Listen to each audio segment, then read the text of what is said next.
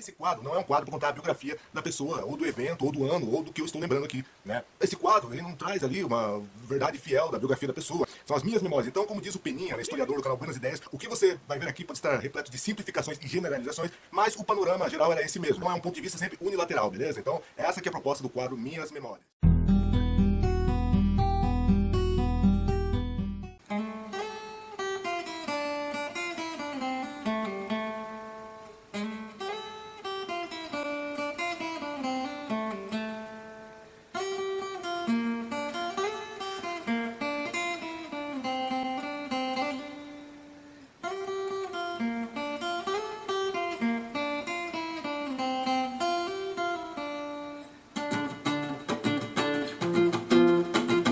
Fala galera, aqui é Guitardo novamente em mais um episódio do quadro Minhas Memórias, né? Quem diria, né? Há 31 anos atrás era 1990, meu Deus do céu, isso é muito tempo, né? O título do vídeo é assim porque há alguns anos recentes atrás a Globo fez uma novela cujo nome era Verão 90, né? E resolvi, ao invés de colocar minhas memórias sobre o ano de 1990, colocar esse título para aproveitar ainda um pouco do hype que ainda resta dessa novela, que apesar dos pesares acabou sendo muito comentada, né? Agora eu vou falar minhas lembranças, né? Tanto em âmbito cultural quanto em algumas coisas lá que remetem à infância, que eu estou lembrado desse ano específico de 1990, né? Inclusive, a abertura do vídeo foi com essa música, porque essa música é a cara do ano de 1990. Essa música, apesar de ter sido gravada no Brasil em 1989, ela foi o principal hit que ajudou a divulgar a lambada não só aqui no Brasil,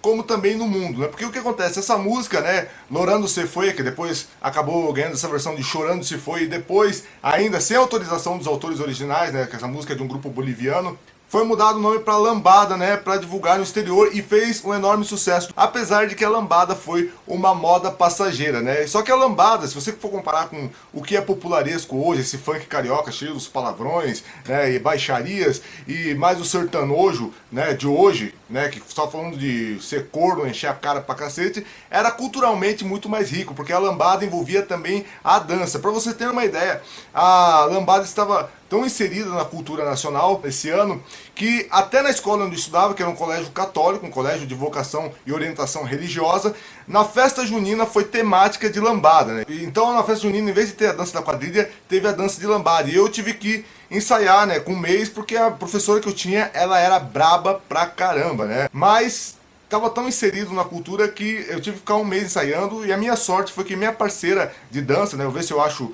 uma foto desse evento, que eu devo ter aí em algum lugar, né, a minha parceira de dança, que era uma menina negra, ela dançava excelentemente bem e foi ela que me conduziu durante a dança, né?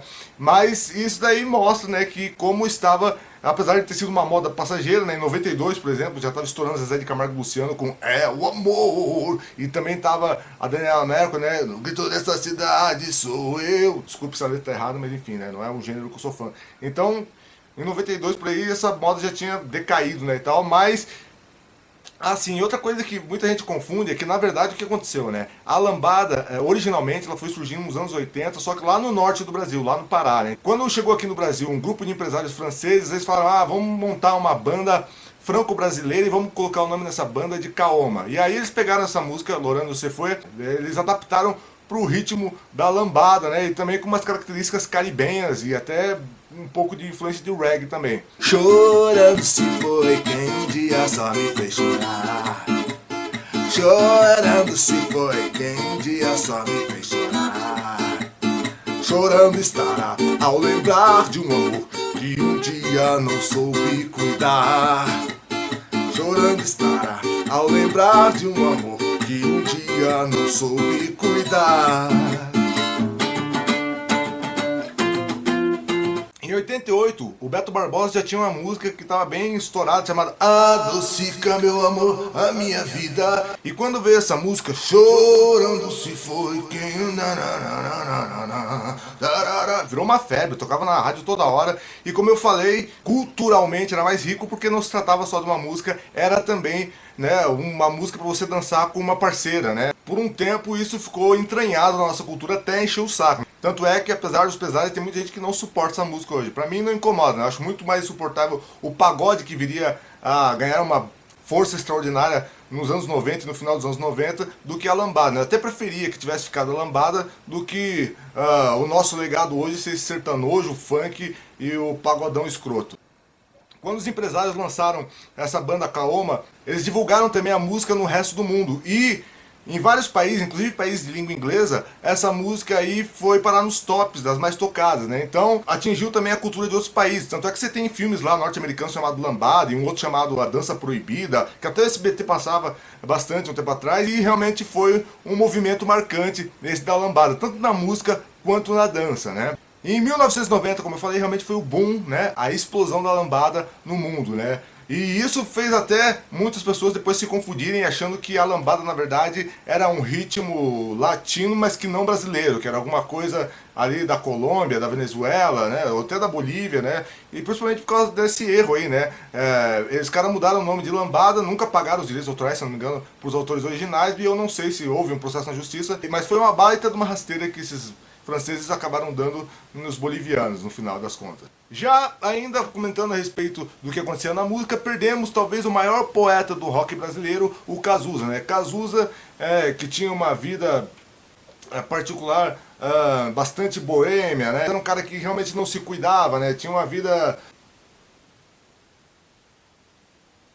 sexual intensa, mas sem os cuidados necessários, e ele acabou se infectando, infelizmente, com o vírus da AIDS, que nos anos 80 e no começo dos anos 90 ainda era uma doença que, né, além de ser uma novidade que assustava, ela matava com uma rapidez incrível, né? Então, Cazuza conviveu 5 anos, mais ou menos, com a doença e faleceu. Fora que também o que ajudou ele a morrer antes é que ele fumava inveteradamente, mesmo no auge da doença, nunca parou de fumar, ou seja, não tomou todos os cuidados necessários, né? Tanto é que o Renato Russo também teve o mesmo problema e só foi falecer em 1996, né? Mas hoje em dia, né, inclusive, a AIDS está num outro patamar, que as pessoas tomam um coquetel que prolongam a vida da pessoa por vários anos e ela pode até ter uma vida normal, né? Mas infelizmente esse não foi o caso. E Cazuza, durante os 5 anos também da sua carreira solo, de 1985 a 1990, quando ele lançou 6 discos, se eu não estou enganado, marcou o seu nome no rock nacional e na música brasileira, né? Que ele pegou ainda o boom da época que o rock nacional estava em alta no Brasil e vários grupos, né, estavam explodindo aí. Tá certo que muitos injetavam dinheiro na gravadora, mas pelo menos era uma época que fazer isso dá certo, né? Hoje em dia nem assim o rock tem a chance de ressurgir, né? Mas fica aí a lembrança, essa é uma lembrança triste, né, infelizmente, do ano de 1990.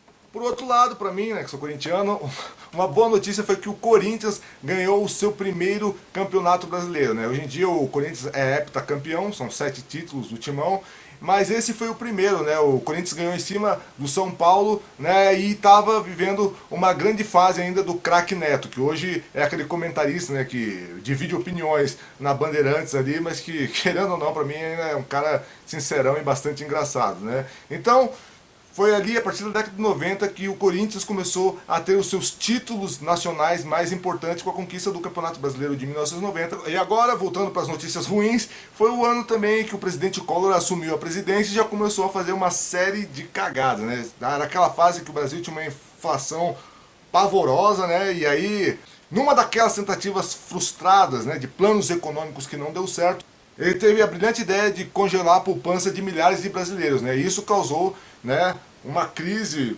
para quem teve esse dinheiro congelado, causando até suicídio de muitas pessoas. E sim, isso é verdade, basta você pesquisar qualquer notícia dessa época que você vai ver que várias pessoas, né, acabaram se dando muito mal e sofrendo muito com isso. Só que hoje em dia, né, isso já está superado, porque quando lembram das atrocidades que o Bolsonaro faz no país, ninguém mais acha que o Collor foi o pior presidente, né? Então, até o Collor fica feliz de ter um presidente como o Bolsonaro, para ele ser esquecido nesse sentido.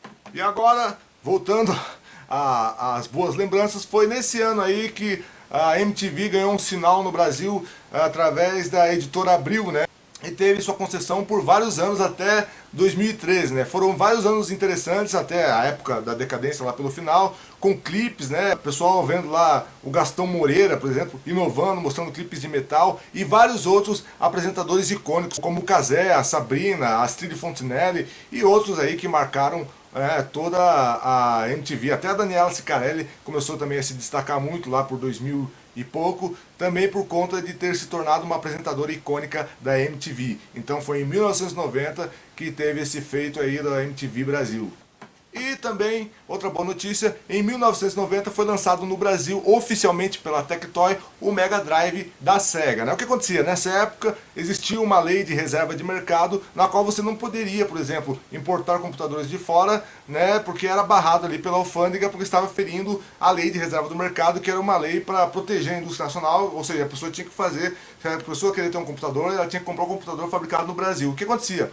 Muitos computadores estrangeiros, né, que não tinham aqui, começaram a fazer uma engenharia reversa dessas máquinas e começaram a piratear oficialmente, né, esses computadores, inclusive videogames, né? O Nintendo 8 bits, por exemplo, não tinha uma versão dele aqui por causa disso, né? Aí várias empresas fizeram versões do Nintendo 8 bits com outros nomes, né, e tal. Isso também aconteceu com vários computadores daquela época, né? Em vez de ter a versão estrangeira, tinha a versão pirateada nacionalmente por causa dessa lei de reserva de mercado. A Tectoy conseguiu driblar isso quando ela fez a sua parceria. O único caso também fora esse, que era um produto oficial, era o caso da Gradiente e da Sharp, que elas produziam suas versões do MSX, cada uma versão diferente, inspirada numa versão internacional, mas é porque o MSX já era um consórcio, né, internacional mesmo, para que várias empresas produzissem o mesmo padrão de computador, né? A Tectoy, como ela fez a parceria com a Sega, ela podia fabricar ela mesma o Mega Drive, por exemplo, e o Master System, baseado nas versões norte-americanas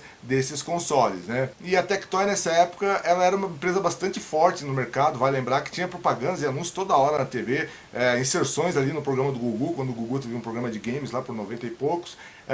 Tinha até lá numa época no Video Show onde o Miguel Falabella dava algumas dicas lá do Master System, então realmente foi uma fase de ouro ali da Tectoy no Brasil. Outra coisa que marcou bastante a cultura foi o lançamento do filme Ghost, do Outro Lado da Vida, né? Com Patrick Swayze, Demi Moore, Whoopi Goldberg, né? E grande elenco ali, numa história que é bacana, só que de tanto reprisar na sessão da tarde, acabou ficando uma história que já deu na paciência, né? Passa uma boa mensagem o filme, mas já está saturado de tanto que passou na TV. Virou até quase um Lagoa Azul de tanto que passa na TV. Hoje não passa tanto, mas já passou demais na Globo, né? Realmente. Mas na época foi um marco, né? Também por causa da trilha sonora, né? Um China Melody do Righteous Brothers, né? Que ficava aí, ficava todo mundo, ai que música linda essa que tá tocando na rádio. Além do filme, a trilha sonora marcou muito, né? E agora, voltando a falar de eventos tristes, tivemos o Brasil sendo eliminado na Copa de 1990, nas oitavas de final para a Argentina, com o Galvão Bueno irritadíssimo, chamando lá o jogador Miller, se não me engano, de incompetente, porque tinha perdido uma chance de fazer gol. E aí, de repente, lá no contra-ataque, o Maradona dá um passe mágico ali pro Canija, ele faz um gol e o Brasil diz Bye, bye, American Pie. Causando, como sempre, a revolta aí nos brasileiros que acompanhavam, né? E xingavam, filha da puta! Mas isso foi fichinha perto do que aconteceu em 2014 contra a Alemanha, né? Um dos maiores ícones e ídolos brasileiros estava ganhando o seu bicampeonato pela McLaren, Ayrton Senna, bicampeão, né? Pelo menos uma boa notícia, né? Enquanto nos gramados o Brasil nos envergonhava mais uma vez, no automobilismo o Ayrton Senna dava muitas alegrias aos brasileiros até infelizmente a sua morte em 1994. E não adianta falar, né? Depois que ele morreu, teve Rubinho, teve Felipe Massa, mas ninguém conseguiu os feitos de carreira e de títulos que ele conseguiu, né? Com certeza, se não é o maior, um dos maiores campeões brasileiros do automobilismo. Bom, agora eu vou falar algumas coisas relacionadas com escola que eu tô lembrando daquela época, né? Uma das coisas que, não sei se surgiu nesse ano, mas que estava em alta nesse ano, era aquele tipo de lapiseira chamada lapiseira troca-ponta, que era uma lapiseira que já tinha várias pontas, uma dentro da outra, e aí quando estourava, aí você colocava de volta em cima, né? Porque se você deixasse sem uma, ela ficava meio... ficava um pouco... o tubo lá dentro ficava um pouco vazio, ficava ruim de escrever, e era uma lapiseira que fazia um enorme sucesso. Outra coisa também, relacionada ainda com escola, era aqueles lápis com a tabuada, assim, você ia virando e tinha tabuada, inclusive muita escola proibia isso porque ela acreditava que o aluno que tinha que decorar aquilo lá, né, era uma época que não era que nem hoje, que é tudo na mão, né, e tudo é cancelamento, as pessoas estão chateadas e não aguentam nada, as pessoas tinham que passar por dificuldades naquela época, então algumas escolas de fato não permitiam que se usasse esse tipo de lápis. Mesmo assim, esse lápis estava em voga e também estava muito em alta durante esse ano, e até mais tarde, até hoje em dia acho que ainda deve existir, aquela maldita borracha, né, embaixo vermelho, em cima azul, ou vice-versa, que dizia, olha só, se você apagar aqui com a parte azul, ela vai apagar a caneta. Não apagava a caneta porra nenhuma, né? Aí se o cara ainda tinha aquele pessoal que pegava, né, passava a língua na borracha ali pra ver, e pegava e rasgava assim, né, ficava aquele furão lá na página, né? Então,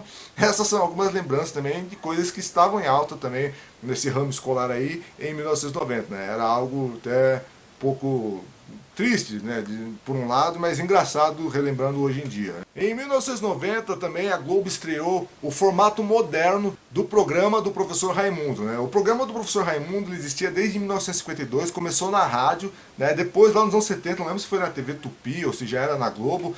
O Chico Anísio ele tinha aqueles programas solo dele, no qual ele, né, mostrava vários personagens diferentes, e uma dessas esquetes era a escolinha do Professor Raimundo, né? Só que isso daí se perdeu, é raro você encontrar alguma fita dessa época, e se encontrar também a imagem tá toda ferrada, que deve ser de um hippie de VHS, né? E aí em 1990 a escolinha do Professor Raimundo ela estreou como um programa solo, né, como uma sketch solo que virou o formato clássico, que depois hoje em dia até degenerou naquela nova escolinha com outros atores, que é uma coisa pavorosa, né, que realmente só é a geração de hoje, que não viveu aquela época, que consegue gostar dessa atrocidade aí. Voltando a falar de escola, lembrei de um negócio. Tinha também as provas, elas eram impressas em mimeógrafos, né, que eram máquinas ali e tal, que, assim, elas tinham um cheiro específico ali de álcool e tal, e o mais engraçado é que muitas dessas cópias dessas provas eram com a própria letra, né, do professor ali, de forma cursiva ali, né? Como existia essa problemática da reserva de mercado, você não poder pegar um computador lá fora, e se a alfândega te pegasse tentando importar isso aí, você tinha até risco de ser preso, não era como é hoje, né? O professor quer fazer uma prova, ele imprime a prova lá e distribui, né? Não se usava o computador para isso, usava-se o mimeógrafo. E outra questão também relacionada era que tinha aquilo, né? Você tirou um 10, um 8, 9, uma nota boa, aí vinha um carimbo, né? Da Turma da Mônica, do Pato Donald, de alguém escrito muito bem, alguma coisa assim, né?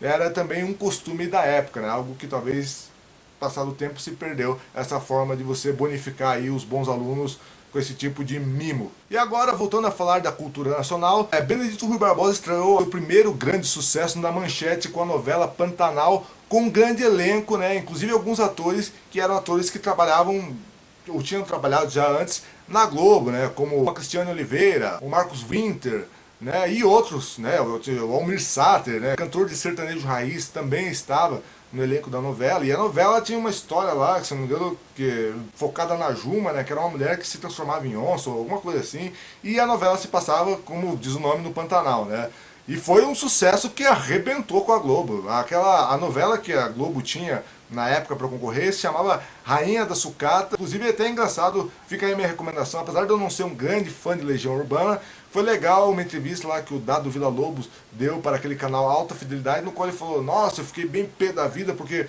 foram distribuir a nossa música na novela, resolveram dessa vez distribuir na novela da Globo, só que a novela que fazia sucesso era Pantanal, nossa música podia estar muito mais estourada se fosse parar no Pantanal, e foi parar na novela da Globo lá, que ninguém quer uma... Fica essa recomendação aí dessa entrevista aí, né? Então também teve isso, né? A Rede Manchete fazendo um feito inédito ali, fazendo a Globo ali ficar de 4 na audiência, né? Algo que poucas vezes na história da Globo aconteceu. Como essa época aí era a época da minha infância, em 1990 eu tinha 7 anos, eu sou obrigado também a lembrar aqui de alguns brinquedos, né, que mostram como a indústria nacional de brinquedos era forte nessa época, que era muito mais criativa e fazia produtos de muito maior qualidade. E vou começar aqui pela Estrela, né, que era uma grande fábrica de brinquedos, e com o tempo foi perdendo a relevância perante a concorrência chinesa e até asiática aí no mercado de brinquedos, né. Família do macaco Murphy, algo assim, que eram vários macacos, tinha um macaco bebê, um macaco, né, gorila, assim, grande, o pai, e tinha a mãe, né, tinha um macaco fêmea ali, e tinha os macacos com temática, né, um com macacão, com a temática de, sei lá, de trabalhador lá e tal, tinha os pequenininhos, você apertava na barriga do macaco, né, era tipo uma pelúcia, assim, vocês vão ver na foto, E ele fazia um barulho, se apertava na barriga, fazia um barulho assim, era troço bem, e era bem feito pra caramba, né? Era um troço, né? Eram uns bonequinhos ali em formato de macaco, mas era muito bem feito, né? Tinha uma qualidade aí que nunca mais hoje em dia eu encontrei aí nos brinquedos nacionais, né? É triste falar assim, né? E era assim, unissex, né? Menino tinha, menina pedia pros pais também. Eu cheguei a ter também. Tinha também ainda da Estrela um cachorro também, não era uma pelúcia, mas era feito de borracha, eu acho, um cachorro chamado Sniff Sniff, né? Que você podia deixar ali, até como decoração ali em cima da cama, ou parado em algum lugar, que era um cachorro deitado ali. E também com uma extrema qualidade, muito bem feito, né? Um material muito bom mesmo. Outra coisa que era febre era uma tal de mola maluca. Essa mola maluca era uma mola que muita gente às vezes gostava, por exemplo, pegava na escada lá e jogava a mola e ela ia, né, descendo a escada e fazendo aquele movimento, né? E essa mola ela tinha sido lançada em vários materiais, não tinha material mais plástico e outro que era um pouco mais, não sei se era de ferro ou que material que era um material um pouco mais sólido, né? Que não quebrava tão fácil, né? E era comum ver também as crianças andando assim com a mola na mão, né? Foi uma febre esse brinquedo e em 1990 estava bastante em alta isso aí. E como eu falei, a Estrela lançava vários tipos de brinquedos. Um que ficou marcado também era um McDonald's em miniatura, no qual tinha até uma chapa ali, que você colocava uma água ali e ele simulava como se fosse um óleo saindo de uma chapa ali. E você colocava ali, tinha um papelzinho para você embrulhar os hambúrguer e tal, e colocar numa prateleira. Era muito bem feito também esse brinquedo. A Tectoy, já em 88, já tinha lançado também um mini computador, um computador de brinquedos chamado Pense Bem, que você comprava uns livros de atividades e você conseguia responder questões A, B, C, D, por exemplo, de múltipla escolha, conforme a pergunta que estava no livro ali, né? Então foi lançado uma coleção enorme de livros e era uma febre uma época esse Pense Bem e eu cheguei a ter também. Outra coisa que não posso esquecer é um álbum de figurinha que também foi febre na época, chamado Filhotes Fofinhos, no qual era a ideia desse álbum. Cada página era um bichinho diferente, né? Como diz ali o nome Filhotes Fofinhos, era uma raposa, ou era um coelho, era um urso panda e tal. Só que o diferencial é que quando você comprava a figurinha, era tipo uma figurinha em relevo, então os pelos do bichinho eram tipo como se fosse mesmo um pelo. Você passava a mão assim, ele tinha aquela textura de pelo, assim, sabe? Eu não sei nem explicar aqui, né? Vou ver se eu acho uma foto que possa exemplificar isso, né? E realmente marcou pra caramba, e era um brinquedo, e era um álbum aí que muitas crianças tinham. Da Estrela também ficou marcado o Banco Imobiliário, né? Que era um jogo bastante popular e que tinha aquelas cédulas né, de brinquedo, digamos assim, aquelas células de papel ali, tentando simular um dinheiro, né? E tinha os dados, tudo. Sabe como é o Banco Imobiliário? Eu deixo uma foto aí para vocês relembrarem da época, como era o Banco Imobiliário da Estrela de 1990. Tinha aquela outra empresa que também era muito forte no mercado, era a Grow. Ela tinha vários tipos de quebra-cabeças temáticos, se eu não me engano até de desenho animado, e eu cheguei a ter uma do Ursinhos Gummy, mas infelizmente, procurar no Google, não achei esse quebra-cabeça aí nas imagens, nem no Mercado Livre, nem nada relacionado. E para finalizar, não posso esquecer dos caminhões e ônibus de brinquedo, novamente ressaltando a qualidade da indústria de brinquedos nacional. Os caminhões eram da Elka, né? Os caminhões e carretas eram de uma empresa chamada Elka, que também não sei que fim levou essa empresa. E eram muito bem feitos, sabe? Não é que nem hoje, que você pega lá aqueles caminhões lá mal feitos pra caramba, que é um plástico de segunda qualidade, ou um troço de madeira, mas um troço meio robusto, meio, sabe, bruto, meio não, era detalhado, assim, tinha alguns adesivos para simular algumas coisas, tinha a carreta embaixo tinha um step, e tinha várias temáticas de caminhões, tinha caminhão daqueles que, né, daquelas carretas abertas que vão caixa em cima, e outros que simulavam aqueles caminhões inflamáveis, tinha até um caminhão que a temática era da ESSO, então a Elka fazia uns caminhões muito legais, e tinha também os ônibus de lata, né, que apesar de você falar, nossa, de lata deve ser uma porcaria, não, vou deixar uma imagem aí, também era um ônibus muito bem feito, baseados em ônibus da Itapemirim, e em outras marcas aí de ônibus de viagem, e que eu tinha também, e que eu ganhava no Natal pra caramba. Esses caminhões da Elka eu também cheguei a ter, e era muito, muito bom, assim, era, como eu falei, né, não é querer a gente achar que hoje é tudo uma porcaria, mas a qualidade desses brinquedos é de fato superior, tanto é que muitos desses caminhões da Elka viraram itens de colecionador ou itens raros e são vendidos aí por preços astronômicos, vai procurar lá, tá R$1.000, R$1.500 lá.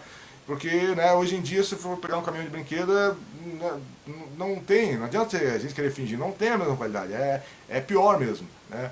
E realmente marcou uma época, né? E deixa saudades, né? A gente querendo ou não, o mundo era outro, tudo isso que eu comentei aqui, a lambada, né?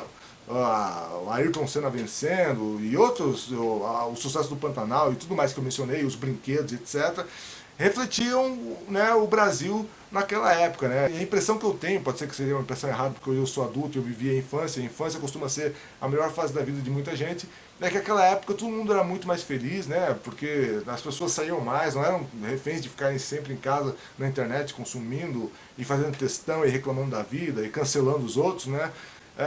Deixa saudade dessa época, né, galera? Foi por isso até, inclusive, que eu fiz um vídeo aí falando como era, né, 1990, né? Então, como era, forçando muita barra, como era um verão aí em 1990. Valeu, galera? Espero que tenham gostado. Divulguem o vídeo nas redes sociais e um abraço. Tchau.